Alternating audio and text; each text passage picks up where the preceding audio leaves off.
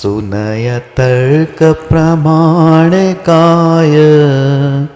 तुभ्यं नमोस्तु जिन शासन भास्कराय निस्संगमूर्ति गुरुदेव नमोस्तु तुभ्यं आध्यात्म सूरि सुविशुद्ध नमोस्तु तुभ्यं आध्यात्म सूरि सुविशुद्ध नमोस्तु तुभ्यं।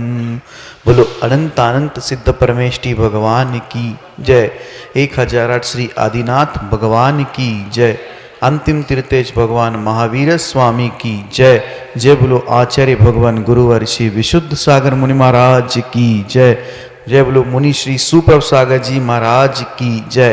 मुनि श्री प्रणत सागर जी महाराज की जय। जय जिन बंधुओं, यूट्यूब के सम्यक समाधान इस कार्यक्रम में मैं आप सभी का स्वागत करता हूँ। यह कार्यक्रम मुनि श्री सुप्रभ सागर जी महाराज के मुखारविंद से हम सभी श्रवण कर रहे हैं। आचार्य रत्न गुरुवर विशुद्ध सागर महाराज की अनमोल कृति श्रवण रत्न मुनि श्री सुप्रभ सागर जी महाराज। मुनि श्री सुप्रभ सागर जी महाराज जो विगत दिनों से चतुर्मास रथ है ललितपुर नगरी में, इस ललितपुर नगरी से ही इस कार्यक्रम सम्यक समाधान की शुरुआत हुई थी। यह जो नगरी है वह मुनि श्री प्रणत सागर जी महाराज की गृहस्थाश्रम की नगरी है, इसलिए वह नगर गौरव है। मैं और समय नहीं लेते हुए मुनि श्री प्रणत सागर जी महाराज को निवेदन करता हूँ कि आज का कार्यक्रम का संचालन करे। नमोस्तु नमोस्तु नमोस्तु। ओम नमः सिद्धेभ्य पंच परमेष्टि भगवान की। परम पूज्य आचार्य भगवंत गुरुवर विशुद्ध सागर जी मुनि महाराज की। परम पूज्य मुनि श्री सुप्रभ सागर जी महाराज की।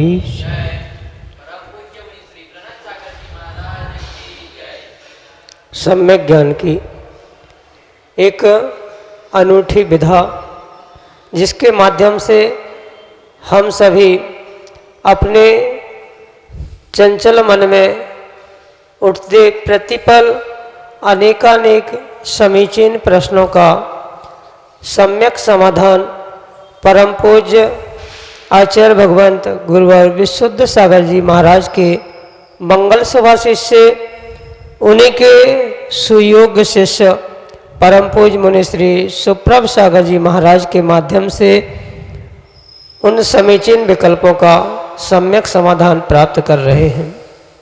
देश के विभिन्न अंचलों से अनेकानेक समीचीन विकल्प हमें यहाँ प्रतिदिन प्राप्त हो रहे हैं और परम पूज्य मुनि श्री सुप्रभ सागर जी महाराज उनका आगमोक्त विधि से सम्यक समाधान प्रदान कर रहे हैं। आज प्रारंभ करते हैं आज का सम्यक समाधान पांडिचेरी से संपत राय जैन परम पूज्य मुनि श्री के चरणों में बारंबार नमोस्तु निवेदित करते हुए अपना समीचीन विकल्प रख रहे हैं कि महाराज जी भगवान आदिनाथ के समय में और उनके पहले क्या मुनिराज नहीं थे? अगर थे तो लोगों को आहारचर्या का ज्ञान कैसे नहीं था? हमारे समीचीन विकल्प का सम्यक समाधान करने की अनुकंपा करें। नमोस्तु महाराज जी नमोस्तु। ओम नमः सिद्धम परम पूज्य आचार्य भगवान गुरुवर विशुद्ध सागर जी महाराज की।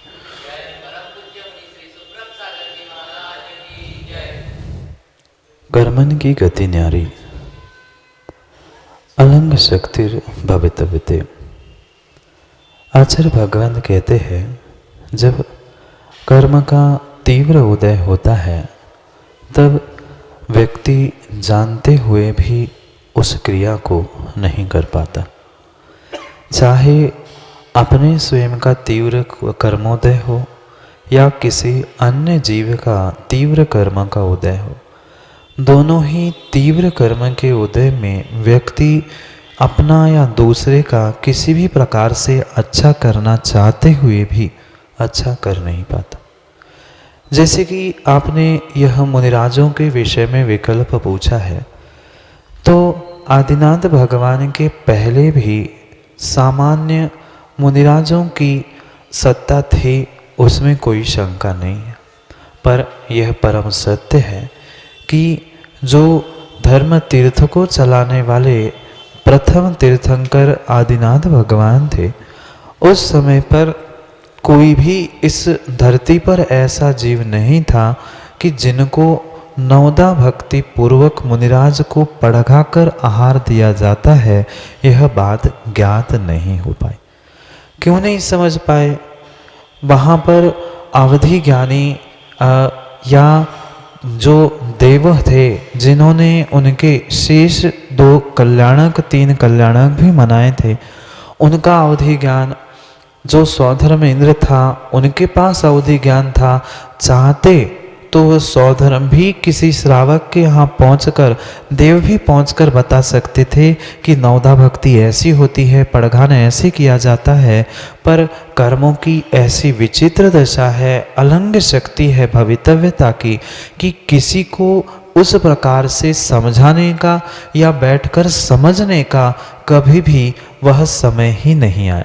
जैसे जो आहार देने वाले 2 महान पात्र सोम और श्रेयांश थे, उनको भी नवदा भक्ति आहार देने की विधि ज्ञात होने पर भी उनको उस समय पर वह विषय समझ में यह याद क्यों नहीं आया? क्योंकि तीव्र कर्म का उदय ऐसा था कि उनके असता वेदनी और अंतराय कर्म का उदय होने के कारण सबको ज्ञात होने के बाद भी वह उस नवदा भक्ति को प्रकट नहीं कर पाए। एक अपेक्षा हम इस प्रकार से भी समझ सकते हैं, कर्मों की कर्म सिद्धांत से कर्मों की लीला तो थी ही, पर साथ साथ ये भी समझा जा सकता है क्योंकि वह धर्म तीर्थ को चलाने वाले प्रथम तीर्थंकर थे, तो इसलिए जो उनके कर्म सिद्धांत को लेकर हमने ये समझा, हम ऐसा भी कथनचित, क्योंकि आदिनाथ भगवान के पूर्व का जो इतिहास था वह वर्तमान में उपलब्ध नहीं होने के कारण हम कथनचित ऐसा भी ज्ञान कर सकते हैं, परिज्ञान कर सकते हैं कि तात्कालिक उस स्थान पे, जिस स्थान पर वह आदिनाथ मुनिराज भ्रमण कर रहे थे, उस स्थान पर पहले कोई मुनिराज का भ्रमण नहीं हुआ हो, इस कारण से भी उनको नवदा भक्ति के विषय में ज्ञान नहीं हो सकता। ये परम सत्य है कि जो ये 2.5 द्वीप है, 2.5 द्वीप में कभी भी मुनिराजों का अभाव नहीं होता, पर तात्कालिक उस क्षेत्र में, जिस क्षेत्र में उन आदिनाथ मुनिराज का विहार हुआ था, उस क्षेत्र में, क्योंकि ये भी परम सत्य है कि तीर्थंकर के सामने अन्य कोई तीर्थ या कोई अन्य ऐसे प्रबल पुण्यात्मा जीव मुनिराज बनकर नहीं उपस्थित होते। उनके पूर्व काल में उस क्षेत्र में नहीं भी हो सकते हैं, क्योंकि उसके पूर्व का कोई विशेष इतिहास हमें प्राप्त नहीं होता।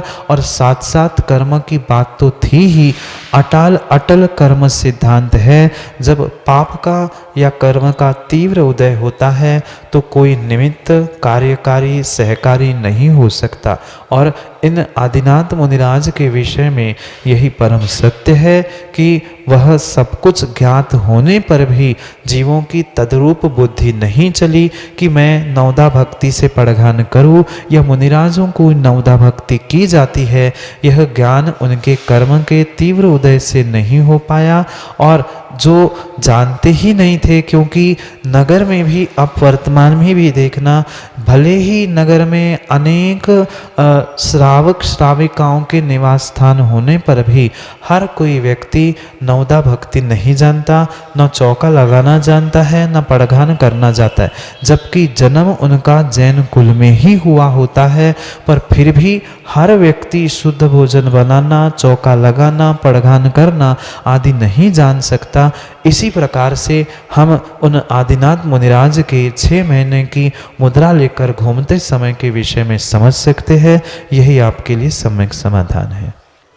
डॉक्टर मगन जैन, श्रीमती चंदा जैन, आष्टा, मध्य प्रदेश से परम पूज्य मुनिश्री के चरणों में दर्शन की अभिलाषा एवं स्वास्थ्य लाभ हेतु आशीर्वाद की आकांक्षा के साथ बारंबार नमोस्तु निवेदित करते हुए अपना समीचीन विकल्प रख रहे हैं कि महाराज जी, अविद्या का स्वरूप क्या है, इससे सम्यक दर्शन कैसे बाधित होता है और विद्या का सामंजस्य कैसे बैठाएं। हमारे समीचीन विकल्प का सम्यक समाधान देने की अनुकंपा करें। नमोस्तु महाराज जी, नमोस्तु। अविद्या का दूसरा नाम ही अज्ञान है, या अज्ञान का ही समानार्थी शब्द अविद्या है। जो अज्ञान या अविद्या कही गई है उसका मतलब किसी विद्या का, किसी ज्ञान का अभाव नहीं है, अपितु आंग प्रत्यय व्याकरण अर्थ में ईषद अर्थ में भी हुआ करता है।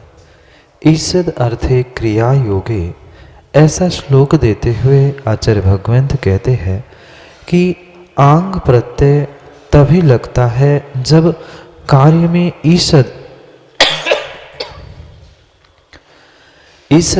यानी कुछ थोड़े से अंश में जब बात करनी होती है तब उसे आंग प्रत्यय लगाकर ज्ञान के कुछ ढके हुए स्वरूप को ग्रहण करने के लिए अज्ञान कहा जाता है।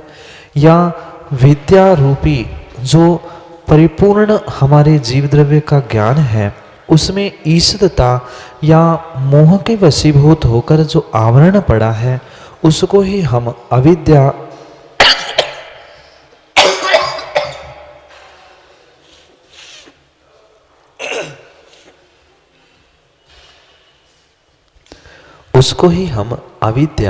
या उसी को अज्ञान भी कह सकते हैं। बात समझना, अज्ञान या अविद्या कोई जीव द्रव्य से भिन्न प्रवृत्ति नहीं है, पर ज्ञान की वह प्रवृत्ति जिसके कारण हम तत्वों पर श्रद्धा नहीं कर पा रहे हैं, या ऐसा कहे जो मोह से ग्रसित हुआ ज्ञान है, मोह से ग्रसित हुई विद्या है, उसको ही आगम में अविद्या या अज्ञान कहा है। और उस अविद्या अज्ञान के निमित्त से जो जीव मोह के वशीभूत होकर, क्योंकि ये बात समझना डॉक्टर साहब, दोनों भी अज्ञान के निमित्त से ही मोह है और मोह के निमित्त से ही अज्ञान है। चाहे अज्ञान कह दो, अविद्या कह दो, बात एक ही सी है। मोहनी कर्म जब प्रबल होता है, जो सम्यक दर्शन के लिए बाधक है, ऐसे सम्यक दर्शन के लिए बाधक मोहनीय कर्म के निमित्त से जो जीव की ज्ञान की परिणति चल रही है, कथनचित ज्ञान की सत्ता तो है, पर फिर भी मोह से ग्रसित होने से सारासार का विवेक, हेयोपादेय का विवेक, करनी अकरनी का विवेक जीव के पास नहीं होने के कारण उस ज्ञान को ही अज्ञान, उस विद्या को ही अविद्या स्वरूप स्वीकार किया गया। ज्ञान की मोह के साथ जो परिणति है, विद्या की मोह के साथ जो पर्याय है, उसका ही नाम अविद्या या अज्ञान है। और इसी कारण से दर्शन मोहनी की, चारित्र मोहनी की सत्ता में ज्ञान की परिणति होने से इस अविद्या को, अज्ञान को सम्यक दर्शन का बाधक सूचित किया गया है। क्योंकि ये तो आपको ज्ञात है ही कि दर्शन मोहनी कर्म के निमित्त से ही जीव तत्वों पर श्रद्धा नहीं कर पाता, या अतत्वों पर जो उसका श्रद्धान हो रहा है, यह परिपूर्ण रूप से मात्र उस मोहनी कर्म, और वो भी दर्शन मोहनी कर्म की मुख्यता से ही जीव की ऐसी परिणति होती है। और उस दर्शन मोहनी कर्म के निमित्त से ही जो जीव की परिणति हो रही है, उसको ही अविद्या कहा है। विद्या, ज्ञान जो सम्यक ज्ञान है, सम्यक दर्शन की सत्ता में होता है, उसको ही विद्या या सम्यक ज्ञान कहा जा सकता है। उस सम्यक ज्ञान को प्राप्त करने के लिए या उसके साथ समन्वय बनाने के लिए सबसे पहले जीव को सम्यक दर्शन को प्राप्त करना बहुत आवश्यक हुआ करता है। जब तक दर्शन मोहनी की, चारित्र मोहनी की सत्ता जीव के पास रहेगी, तब तक मोहित कर्म के निमित्त से उसे अविद्या कहा जा सकता है। कथनचित हम सम्यक दर्शन प्राप्त करने वाले जीव को भी कथनचित अज्ञानी और कथनचित अविद्या से परिपूर्ण कह सकते हैं, चारित्र नहीं प्राप्त किया है इस अपेक्षा से, क्योंकि अज्ञान या अविद्या मोहनी कर्म के सत्ता में ही होगा, चाहे दर्शन मोहनी हो चाहे चारित्र मोहनी हो। सम्यक दर्शन के बाद भी जीव ने अगर सम्यक चारित्र धारण नहीं किया है तो कथनचित वह अविद्या के कारण, अज्ञान के कारण भ्रमित है, ऐसा भी हम कह सकते। इसलिए जो मोहनी से ग्रसित हुआ ज्ञान है वही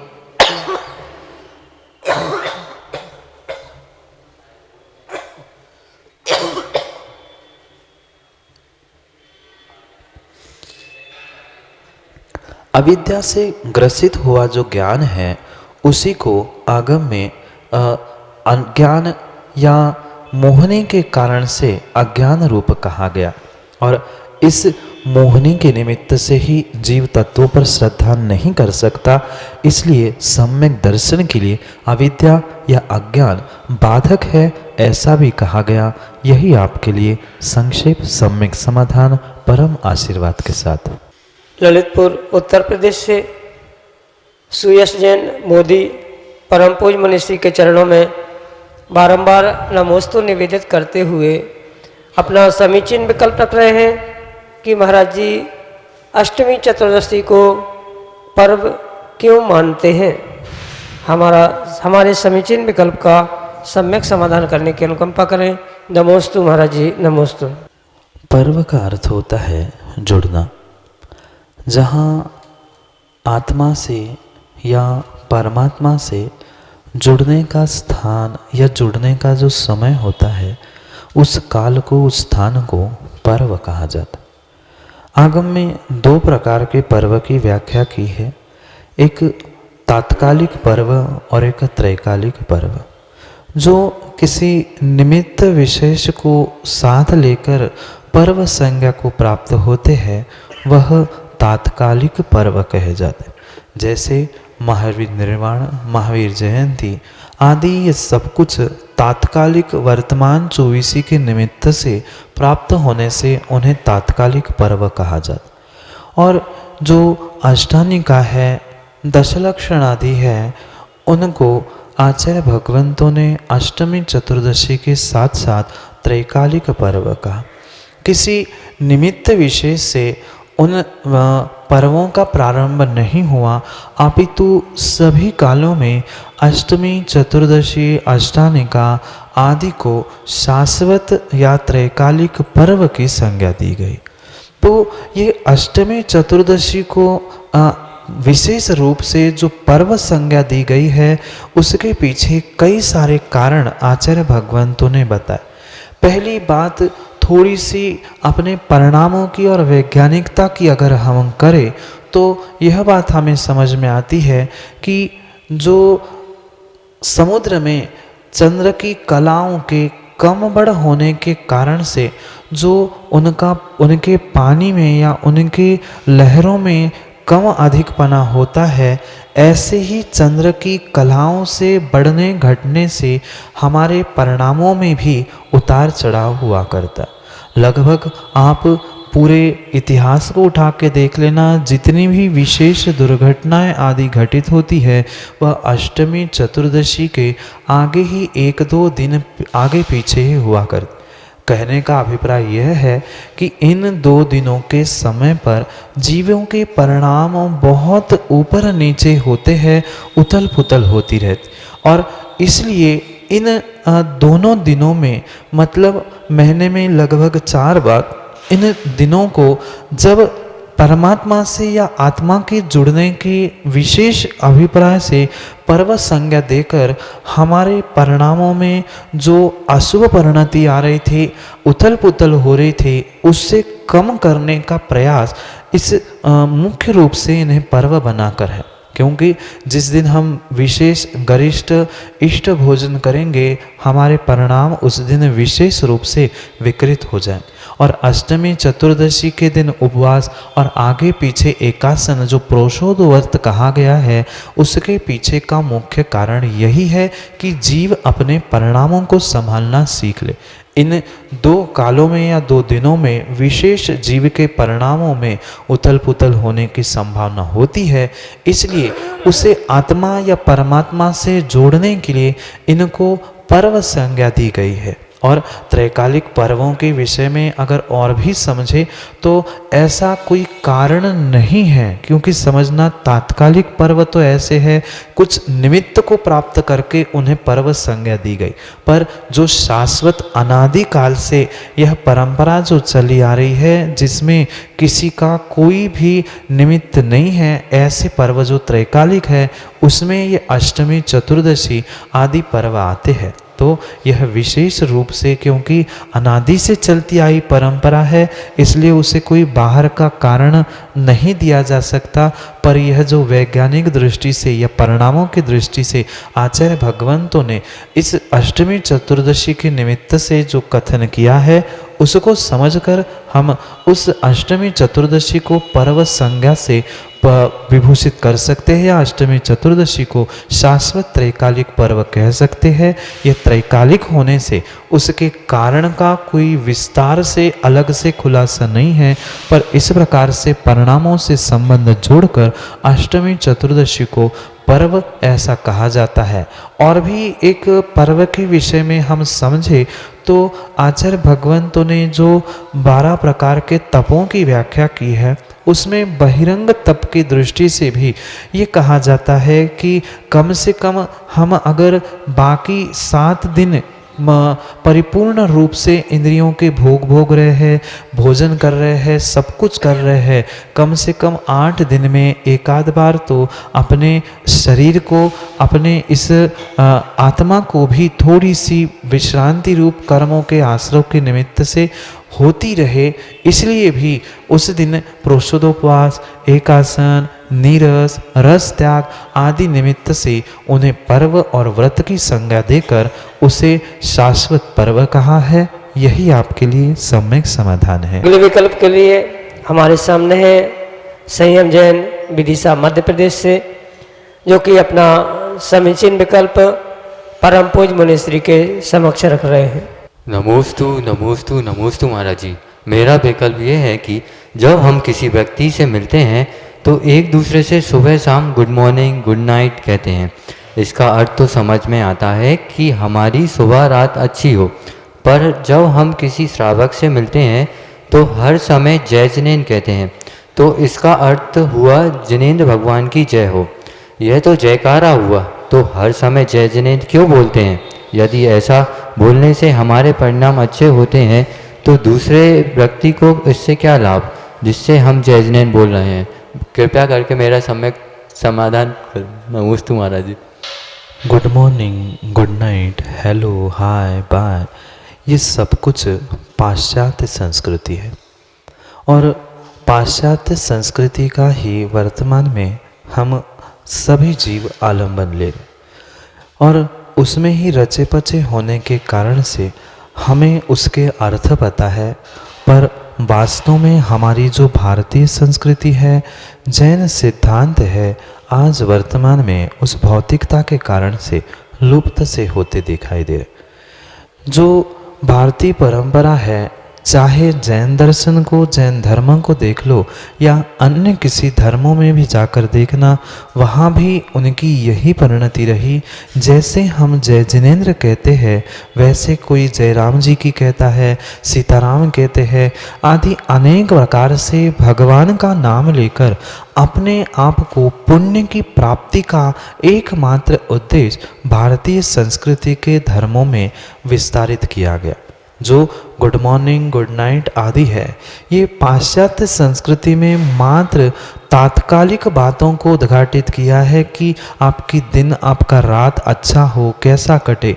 पर जहाँ पर हम जय जिनेंद्र बोल रहे हैं, जिनेंद्र भगवान की जयकार लगा रहे हैं, उस जयकार से स्वयं का तो पुण्य का आश्रय हो ही रहा है, और पुण्य का आश्रय होगा तो मात्र दिन या रात अच्छी नहीं होगी, अपितु हमारा पूरा जीवन ही अच्छा होगा। जो हमारे आचार्य भगवंत हुए, जो हमारी भारतीय संस्कृति हुई, उन दोनों की सोच बहुत विस्तृत है और पाश्चात्य संस्कृति की सोच बहुत छोटी। Good night, good day, good morning आदि मात्र तद कुछ घंटों के निमित्त से किए अच्छा हो, शुभ हो, ऐसी व्याख्या है। पर जो हमारे यह जय जिनेंद्र, जयराम जी की आदि जो कुछ भी व्याख्या प्राप्त होती है, उसके पीछे उद्देश्य मात्र यही है, इतनी बड़ी सोच है कि मात्र आपकी सुबह शाम रात इतना ही शुभ नहीं हो, अच्छा नहीं हो, अपितु आपका स्वयं का जीवन भी अच्छा हो, और जिसको आप जय जिनेंद्र कह रहे हैं उसका भी वह जीवन अच्छा हो। क्योंकि यह तो पक्का है कि हमने किसी को जय जिनेंद्र किया है तो सामने वाला भी हमें रिटर्न में जय जिनेंद्र करता ही है, और भले ही नहीं कर पाए, वह जय जिनेंद्र सुनेगा भी तो भी भगवान की जयकार सुनने से, जिनेंद्र भगवान का नाम सुनने से सामने वाले को भी पुण्य की प्राप्ति होगी। मुझे भी पुण्य की प्राप्ति हुई, सामने वाले को भी जय जिनेंद्र कह के सुन के पुण्य की प्राप्ति हुई, और शुभ क्रियाओं से, पुण्य की प्राप्ति से मेरे जीवन में, पूरे जीवन में पुण्य और शुभ की प्राप्ति होने से मेरा जीवन शुभ लाभ रूप परिणत होता है। अन्य दर्शनों में, अन्य देशों में मात्र लाभ की और लोभ की परिणति है। इसलिए छोटी सोच में दिन को, रात को अच्छा करने की बात कही, पर पूरे जीवन को अच्छा करने के लिए जिनेंद्र भगवान का स्मरण ही एकमात्र साधन है। इसलिए हमारे यहाँ स्वयं की भी और दूसरे की भी आत्म उत्थान के लिए जय जिनेंद्र शब्द कहकर, भगवान की जयकारा लगाकर कर्मों का क्षय करने की परिणति कही है। भले ही हम बिना मन से जय जिनेंद्र करें, उसका अर्थ भी हमें नहीं पता हो, सामने वाले ने नहीं भी कहा हो, पर फिर भी जय जिनेंद्र शब्द का उच्चारण मात्र करने से हमारे भी कर्मों की निर्जरा होती है और सुनने वाले की भी कर्मों की निर्जरा होती है। कर्मों की निर्जरा, पुण्य की प्राप्ति, यही एकमात्र जय जिनेंद्र करने के पीछे भारतीय संस्कृति और जैन दर्शन में कारण बताया गया है। और उसी कारण से अभिवादन करते हुए साधर्म में मिलने पर हम जय जिनेंद्र कहते हैं। यही आपके लिए संक्षेप से सम्यक समाधान। हम सभी अभी लाभान्वित हो रहे थे मुनि श्री सुप्रभ सागर जी महाराज के मुखारविंद से सम्यक समाधान सुनकर। सम्यक समाधान यह ऐसा अनुपम कार्यक्रम है जो विगत दिनों से ललितपुर नगरी से प्रसारित हो रहा है। यह कार्यक्रम YouTube चैनल के सुप्रभ वॉच YouTube चैनल से प्रसारित होता है। इसका समय है 5:13। मैं आप सभी को एक बार याद दिलाना चाहता हूँ, जो नीचे स्क्रॉल पे नंबर चल रहे हैं या ईमेल आईडी चल रहा है, उसके माध्यम से आप अपने समीचीन विकल्प हम तक पहुँचा सकते हैं। हम उसे एक साथ मिलाकर मुनिश्री के चरणों में प्रस्तुत करेंगे। और आज आपका ज़्यादा समय नहीं लेते हुए मैं एक बार फिर से यह नंबर दोहराता हूँ, 8707548811। एक अन्य नंबर भी है 741530644411। हमारा ईमेल आईडी है samyak.samadhan@gmail.com। तो याद रहे, बिना भूले, अगर आप कोई भी शंका से सो रहे हो या आपका कोई विकल्प है जिससे आपको नींद नहीं आ रही हो, तो आप हमें जो नंबर दिए गए हैं उस पर आप व्हाट्सएप मैसेज या ऑडियो मैसेज के माध्यम से भेज सकते हैं। आप सभी को जय जिनेंद्र और मुनीश द्वय के चरणों में बारंबार नमोस्तु नमोस्तु नमोस्तु।